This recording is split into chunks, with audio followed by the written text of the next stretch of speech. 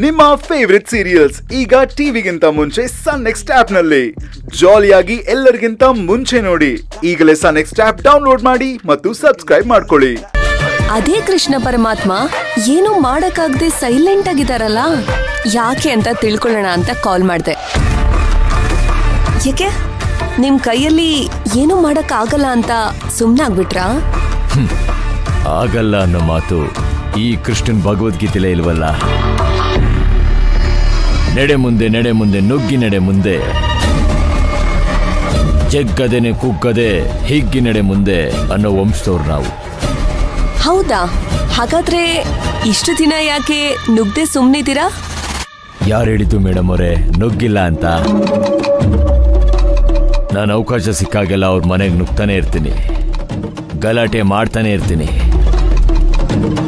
ಆದ್ರೆ ನಿಮ್ ಬೆಂಗಳೂರವ್ರೆ ನಮ್ಗೆ ಅಡ್ಗಾಲಾಗ್ತಾ ಇರೋದು. ಬೆಂಗಳೂರವ್ರ? ಯಾರದು? ಇನ್ಯಾರು, ಅದೇ ಧ್ರುವ ಪುಷ್ಪಕ್ಕೂ. ಅವ್ರೆ ನಾನೇನೇ ಮಾಡಕ್ಕೋದ್ರು ಕೃಷ್ಣ ದ್ರೌಪದಿಗೆ ಸೀರೆ ಕೊಟ್ಟು ಕಾಪಾಡ್ದಂಗೆ ಮುತ್ತಣ್ಣ ಕುಟುಂಬಕ್ಕೆ ಏನೇ ಆಗಕ್ಕೋದ್ರು ಇವ್ರು ಬಂದು ಕಾಪಾಡೋಕ್ ನಿಂತು ಬಿಡ್ತಾರೆ. ಹಾಗಂತ ಏನು ಮಾಡ್ದೆ ಸುಮ್ನೆ ಇದ್ಬಿಡ್ತೀರಾ? ಬಿಟ್ಟಿರೋರು ಯಾರು? ನನಗೂ ಆ ಮುತ್ತಣ್ಣನ ಕುಟುಂಬಕ್ಕೂ ಇರೋ ದ್ವೇಷದ ಬೆಂಕಿನ ಆರಿಸೋದಕ್ಕೆ ಆ ವರ್ಣದೇವ ವರ್ಷ ಪೂರ್ತಿ ಮಳೆ ಸುರಿಸಿದ್ರು ಆರಿಸೋದಕ್ಕಾಗಲ್ಲ. ಅಂಥದ್ರಲ್ಲಿ ಈ ಚಿಲ್ಟಾರಿಗಳು ಬಂದ್ರೆ ಬಿಟ್ಬಿಡ್ತೀರಾ?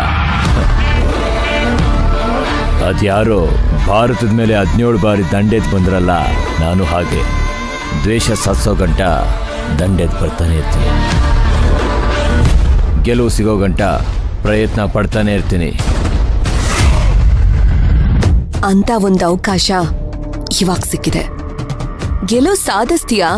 ಅಯ್ಯೋ, ನಿಮ್ಮ ಬಾಯಾರಿಕೆ ಆದವನ್ಗೆ ನೀರ್ ಬೇಕು ಅಂತ ಕೇಳ್ತಾ ಇದ್ದೀರಲ್ಲ, ಅದೇನು ಅಂತ ಹೇಳಿ.